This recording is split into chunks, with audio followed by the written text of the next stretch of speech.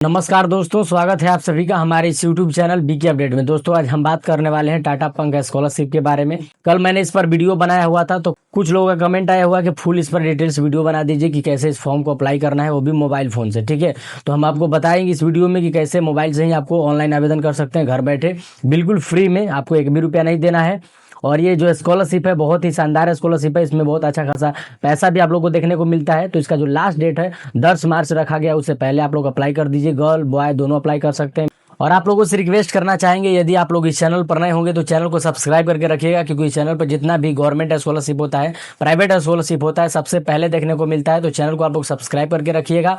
और ये मेरा व्हाट्सअप चैनल है, ठीक है, मैं उसका जो लिंक है मैं डिस्क्रिप्शन में डाल दूंगा, वहाँ से आप लोग ज्वाइन कर लीजिएगा। उस व्हाट्सअप चैनल पर जो भी लेटेस्ट जानकारी होती है सबसे पहले देखने को मिलती है, क्योंकि हर चीज़ वीडियो के माध्यम से बताना पॉसिबल नहीं हो पाता है, तो वहाँ पर सेंड कर दी जाती है। ठीक है, तो व्हाट्सअप चैनल ज्वाइन कर लीजिएगा और इस चैनल को आप लोग सब्सक्राइब करके रखिएगा। तो चलिए चलते हैं कंप्यूटर स्क्रीन पर, कैसे फॉर्म को भरना है पूरा प्रोसेस देखते हैं। सबसे पहले आप लोग जान लीजिए, टाटा कैपिटल पंख स्कॉलरशिप को अप्लाई करने से पहले यहाँ पर क्या क्या डॉक्यूमेंट लगने वाले हैं उसको देख लीजिए। ठीक है, पहला नंबर में क्या लगने वाला है आपका, यहाँ पर आधार कार्ड होना चाहिए आपके पास। उसके बाद आपका पासपोर्ट साइज फोटो होना चाहिए। ठीक है, उसके बाद यहाँ पर पिछली कक्षा यानी सेमेस्टर का मार्कशीट होना चाहिए, 11th-12th का मार्कशीट होना चाहिए। मान लीजिए आप ग्रेजुएशन कर रहे हैं, बीएससी कर रहे होंगे, तो फर्स्ट सेमेस्टर का आपके पास मार्कशीट होना चाहिए और उसमें 60% से एबव मार्क्स होना चाहिए। ठीक है, उसके बाद आपको यहाँ पर इनकम सर्टिफिकेट देना होगा जो कि 2.5 लाख से कम होना चाहिए। उसके बाद यहाँ पर एडमिशन प्रूफ दे सकते हैं, बोनाफाइड सर्टिफिकेट भी दे सकते हैं, या स्कूल आईडी कार्ड होता है वो दे सकते हैं। उसके बाद यहाँ पर करंट ईयर फी रिसिप्ट देना होगा, ये बहुत ही इंपॉर्टेंट है, आपको ये अपलोड करना अनिवार्य है। उसके बाद यहाँ पर अपना बैंक डिटेल्स देंगे, बैंक पासबुक लगेगा। उसके बाद अपना कास्ट सर्टिफिकेट देंगे। उसके बाद यहाँ पर डिसेबिलिटी सर्टिफिकेट देंगे, यदि आप विकलांग हैं तो आप यहाँ पर डिसेबिलिटी यानी दिव्यांग प्रमाण पत्र दे सकते हैं।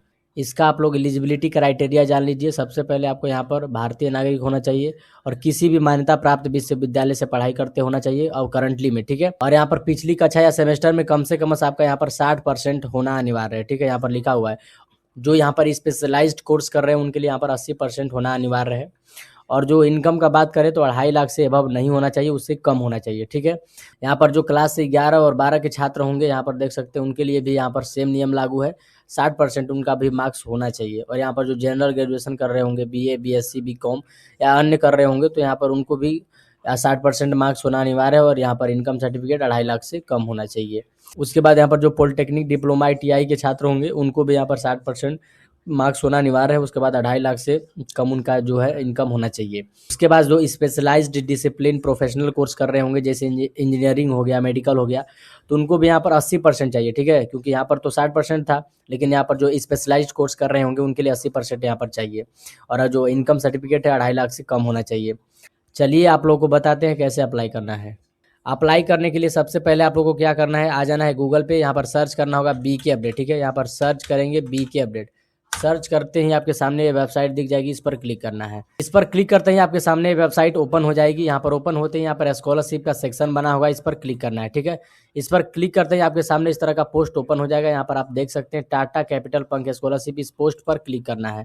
आपके सामने इस तरह का पोस्ट ओपन हो जाएगा, इसमें टोटल जानकारी मेंशन की गई है, आप लोग चाहे तो पढ़ सकते हैं। ठीक है, इसका जो लिंक है मैं डिस्क्रिप्शन में डाल दूंगा, वहाँ से भी आप लोग चेकआउट कर सकते हैं। थोड़ा सा नीचे स्क्रॉल कीजिएगा तो यहाँ पर दिया हुआ है अप्लाई नाउ का बटन, इस पर क्लिक करना है। मैं आप लोगों को एक बात बता देना चाहता हूँ, ये जो है स्क्रीन है डेस्कटॉप पर ही दिखाई दे रही है, हालांकि मैंने इसको यहाँ पर मोबाइल मोड में कर दिया है। ठीक है, आप लोग इसका जो व्यू है मोबाइल में देख सकते हैं, हालांकि इसका जो आप लोग पैटर्न देख ही रहे हैं मोबाइल में दिखाई दे रहा है। ठीक है, बाकी ये डेस्कटॉप पर ही है, लेकिन मैंने आप लोगों को कहा है कि मोबाइल से कैसे भरना है, तो ये जो लुक है आपको मोबाइल जैसा ही दिखाई देगा, जिससे मैं आपके मोबाइल में भी ऐसा ही खुलेगा। ठीक है, उसके बाद आपको अप्लाई करना है। तो अप्लाई करने के लिए सबसे पहले आपको इसमें रजिस्ट्रेशन करना होता है। ठीक है, रजिस्ट्रेशन करने के लिए यहाँ पर 3 डॉट पर क्लिक करेंगे। इस पर क्लिक करने के बाद यहाँ पर आपको रजिस्टर का बटन दिखाई दे रहा होगा, इस पर क्लिक करना है। इस पर क्लिक करते ही आपके सामने इस तरह का इंटरफेस ओपन हो जाएगा। तो यहाँ पर पूछ रहा है कि क्या आप गूगल से साइन अप करना चाहते हैं या आप यहाँ पर पर्सनल डिटेल्स देकर जो क्रिएट करना चाहते हैं अकाउंट को। ठीक है, तो सबसे पहले आपको क्या करना है, अपना फर्स्ट नेम देना है, उसके बाद यहाँ पर लास्ट नेम देंगे, उसके बाद यहाँ पर ईमेल एड्रेस देंगे। ठीक है, उसके बाद अपना मोबाइल नंबर देंगे, उसके बाद यहाँ पर पासवर्ड डालेंगे और फिर से यहाँ पर कंफर्म पासवर्ड पर क्लिक करेंगे। उसके बाद यहाँ पर आई एग्री यानी चेक बॉक्स मिलता है, इस पर क्लिक करके और आप यहाँ पर साइन अप कर लेंगे। ठीक है, साइन अप करने के बाद यहाँ पर जो आपका यूजर नेम बन जाता है, आपका मोबाइल नंबर हो जाता है और आपका जो पासवर्ड है, पासवर्ड डालने के बाद ही ये लॉगिन होगा। लॉगिन करने के लिए फिर वहीं पर 3 डॉट पे क्लिक करेंगे और यहाँ पर लॉगिन दिखाई दे रहा है, इस पर क्लिक करेंगे, लॉगिन वाले ऑप्शन पर क्लिक करेंगे। उसके बाद यहाँ पर मोबाइल नंबर और यहाँ पर पासवर्ड डालकर लॉगिन करेंगे। ठीक है, लॉगिन करते ही यहाँ पर यू हैव सक्सेसफुली लॉगिन का ऑप्शन दिखाई देगा, इस पर क्लिक कर देंगे। ओके हो गया, यानी कि लॉगिन आप इसमें हो चुके हैं। ठीक है, जब इसमें आप रजिस्टर हो जाएंगे और आप जब लॉगिन कर लेंगे तो आपको अप्लाई करना होगा। ठीक है, तो यहाँ पर अप्लाई नाउ का बटन दिख रहा होगा इस पोस्ट का, जिससे टाटा कैपिटल स्कॉलरशिप है। इसमें बहुत सारा स्कॉलरशिप चलता है, लेकिन आपको यहाँ पर टाटा कैपिटल स्कॉलरशिप ही चूज करना है। तो यहाँ पर अप्लाई नाउ का बटन दिख रहा होगा, लेकिन आप लोगों को थोड़ा सा नीचे स्क्रॉल करना है। तो यहाँ पर कोर्स वाइज यहाँ पर अप्लाई नाउ का बटन दिया हुआ है। ठीक है, आपको कोर्स वाइज यहाँ पर अप्लाई करना है। जैसे जो स्पेशलाइज डिसिप्लिन प्रोग्राम में होंगे, ठीक है, तो वो लोग यहाँ से अप्लाई करेंगे। और यहाँ पर जो ग्रेजुएशन, पॉलिटेक्निक, डिप्लोमा, ITI के स्टूडेंट होंगे यहाँ से अप्लाई करेंगे। ठीक है, उनको यहाँ पर अप्लाई नाउ का बटन दिख रहा है। और जो यहाँ पर 11th और 12th में है वो यहाँ से अप्लाई करेंगे। ठीक है, यहाँ पर अलग अलग कोर्स के लिए यहाँ पर अलग अलग क्राइटेरिया दिया गया है। ठीक है, तो मैं यहाँ पर जो ग्रेजुएशन कर रहे होंगे उनके लिए यहाँ पर अप्लाई करना चाहता हूँ, तो यहाँ पर अप्लाई नाउ बटन पर क्लिक करेंगे। इस पर क्लिक करते हैं, आपके सामने यहाँ पर इंस्ट्रक्शन दिखाई देगा।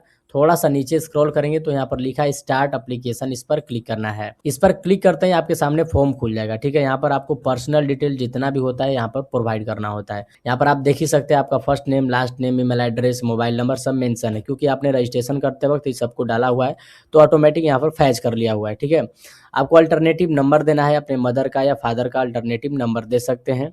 उसके बाद यहाँ पर आपको व्हाट्सअप नंबर देना है। आप जब डेट ऑफ बर्थ है आपका आधार कार्ड के जरिए फैच करेगा, आधार ऑथेंटिकेशन यहाँ पर करा देंगे। तो यहाँ पर देख ही सकते हैं आधार ऑथेंटिकेशन हुआ है, आधार के जरिए आपका यहाँ पर जेंडर और यहाँ पर डेट ऑफ बर्थ यहाँ पर अटैच कर लेता है। ठीक है, उसके बाद आपको कैटेगरी बताना है, किस कैटेगरी से आप बिलोंग करते हैं, OBC या जनरल या SC ST से, ये आपका कैटेगरी होगा, मेंशन करेंगे। उसके बाद यहाँ पर पूछ रहा है कि अपना अपार ID नंबर दे। यदि आपके पास अपार ID है तो उसका नंबर दे सकते हैं, अन्यथा छोड़ भी सकते हैं, कोई यहाँ पर नेसेसरी नहीं है। स्टार जिस पर लगा हुआ है वो नेसेसरी है, उसको आपको फिल करना अनिवार्य है। ठीक है, उसके बाद यहाँ पर पूछ रहा है आपका अनुअल इनकम क्या है, तो यहाँ पर अनुअल इनकम यानी कि फैमिली का इनकम कितना, आय कितना है, उसको मेंशन करना है। तो यहाँ पर जितना भी आपका आय होगा इनकम सर्टिफिकेट पर वही डालेंगे। ठीक है, उसके बाद आर यू डिफरेंटली एबल, तो इसको नो रहने दीजिएगा। यहाँ पर पूछ रहा है कि क्या आप सिंगल हैं या आप अनाथ हैं या आपके माता पिता दोनों हैं। ठीक है, तो यहाँ पर जो भी आप होंगे उसको सिलेक्ट कर लेंगे। ठीक है, उसके बाद यहाँ पर पूछ रहा है कि आप कितने भाई बहन हैं, उस हिसाब से आप यहाँ पर सिलेक्ट कर सकते हैं। यहाँ पर आपको परमानेंट एड्रेस देना होता है, यहाँ पर देख ही सकते हैं एड्रेस लाइन है, यहाँ पर सही से आप अपना वार्ड नंबर लिख सकते हैं, जैसे अपना विलेज, यहाँ पर पोस्ट।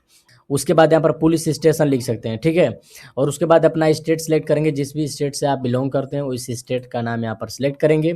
उसके बाद डिस्ट्रिक्ट सेलेक्ट करेंगे, जिस भी डिस्ट्रिक्ट से आप बिलोंग करते हैं। उसके बाद यहाँ पर सिटी, टाउन, विलेज का नाम यहाँ पर इंटर करेंगे। ठीक है, उसके बाद यहाँ पर अपना पिन कोड दर्ज करेंगे और उसके बाद हाउस टाइप पूछ रहा है। ठीक है, हाउस टाइप में जैसे ऑन्ड हो गया या रेंटेड हो गया, यानी आपका खुद का घर है या किसी रेंट के रूम पर रहते हैं। ठीक है, यानी कि रेंट वाले घर में रहते हैं, यहाँ पर आपको सिलेक्ट करना है जो भी आप जैसे रहते हैं। ठीक है, यहाँ पर कोरोस्पोंडेंस एड्रेस देना है। ठीक है, यदि आपका जो पहले वाला एड्रेस डाले हैं वो सेम है तो यहाँ पर सेम पर क्लिक कर देंगे, अन्यथा यदि आप दूसरे जगह रहते हैं, मान लीजिए आपका एड्रेस 2 है, आप कहीं और रहते हैं, आपका जो एड्रेस है गांव का भी है, शहर का है, तो आप यहाँ पर दोनों अलग अलग डालिएगा। यदि आप सेम ही जगह रहते हैं तो आपको यहाँ पर सेम एज परमानेंट एड्रेस पर क्लिक कर देना है, दोनों एड्रेस ऊपर वाला नीचे वाला सेम हो जाएगा। ठीक है, उसके बाद यहाँ पर सेव और कंटिन्यू बटन पर क्लिक कर देंगे, ये तो पूरा डाटा सेव हो जाएगा। उसके बाद यहाँ पर आपको एजुकेशनल डिटेल्स भरना होता है। ठीक है, एजुकेशनल डिटेल्स यहाँ पर देख सकते हैं, यहाँ पर 10th का और उसके बाद 12th का, उसके बाद ग्रेजुएशन का डिटेल्स यहाँ पर फिल करना है।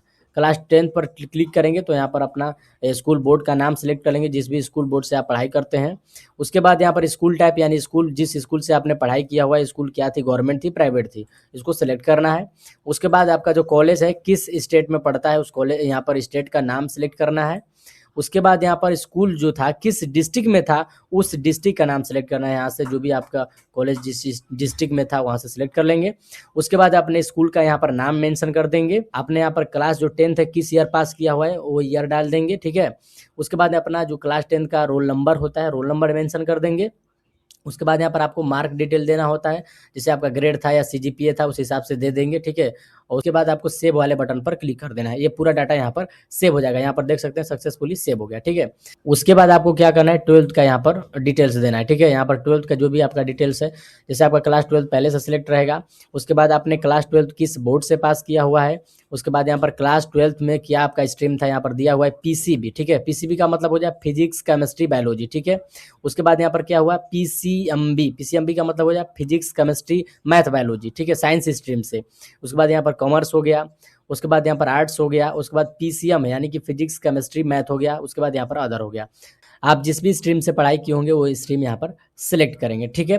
सिलेक्ट करने के बाद यहाँ पर फिर पूछ रहा है कि स्कूल कॉलेज टाइप क्या है, यहाँ पर गवर्नमेंट है या प्राइवेट है, इसमें भी वही बात पूछ रहा है। उसके बाद यहाँ पर डिस्ट्रिक्ट बताएंगे, ठीक है, जो आपका कॉलेज है किस डिस्ट्रिक्ट में है। उसके बाद अपने कॉलेज का नाम देंगे। उसके बाद यहाँ पर फिर पूछ रहा है कि आपने 12 क्लास किस ईयर में पास किया हुआ है, यहाँ पर ईयर डाल देंगे, ठीक है। उसके बाद यहाँ पर रोल नंबर डाल देंगे, उसके बाद यहाँ पर मार्क्स डालेंगे, उसके बाद सेव कर देंगे। उसी तरह यहाँ पर ग्रेजुएशन का भी डिटेल्स दे देंगे। उसके बाद यहाँ पर आपको फैमिली मेंबर का नाम ऐड करना है। यहाँ पर फैमिली मेंबर वाले ऑप्शन पर क्लिक करेंगे। इस पर क्लिक करते ही आपको यहाँ पर फैमिली मेंबर का नाम ऐड करना है। यहाँ पर ऐड फैमिली पर क्लिक करेंगे तो यहाँ पर आप जिसे अपने फादर का भी दे सकते हैं या मदर का भी दे सकते हैं या ब्रदर का भी दे सकते हैं। हालांकि फादर या मदर ही यहाँ पर देने का ऑप्शन दिया हुआ है, ठीक है। तो यहाँ पर फादर का फर्स्ट नेम देंगे, यहाँ पर उनका मोबाइल नंबर देंगे, उसके बाद उनका एनुअल इनकम देंगे, ठीक है। उनसे रिलेशन क्या है यहाँ पर देख ही सकते हैं, गार्जियन, फादर, मदर। तो यहाँ पर जो भी फादर होंगे मदर होंगे उनका यहाँ पर रिलेशन सिलेक्ट कर लेंगे और वो कितना तक पढ़े हुए हैं, उनका क्वालिफिकेशन कितना है वो यहाँ पर सिलेक्ट कर लेंगे, ठीक है। उसके बाद उनका व्यवसाय क्या है, फार्मर हैं या इंजीनियर हैं या टीचर हैं, बिजनेसमैन है, जो भी होंगे यहाँ पर आप सिलेक्ट कर लेंगे, ठीक है। उसके बाद यहाँ पर सेव वाले बटन पर क्लिक कर देंगे। ये जो आपका डाटा है फैमिली वाला सेव हो जाएगा। उसके बाद आपको क्या करना है ना, यहाँ पर रिफरेंस देना है, ठीक है। मैं आपको डॉक्यूमेंट ऐड वाला ऑप्शन बताऊंगा, लेकिन सबसे पहले आप रिफरेंस दे दीजिए। रिफरेंस में क्या देना है आपको, यहाँ पर देख सकते हैं ऐड रिफरेंस पर जब क्लिक करेंगे ना तो आपको यहाँ पर जैसे कि अपना जो प्रिंसिपल होंगे, टीचर होंगे, उनका यहाँ पर रेफरेंस देना होता है। यहाँ पर देखिए रिलेशन में दिखाएगा, यहाँ पर देख ही सकते हैं।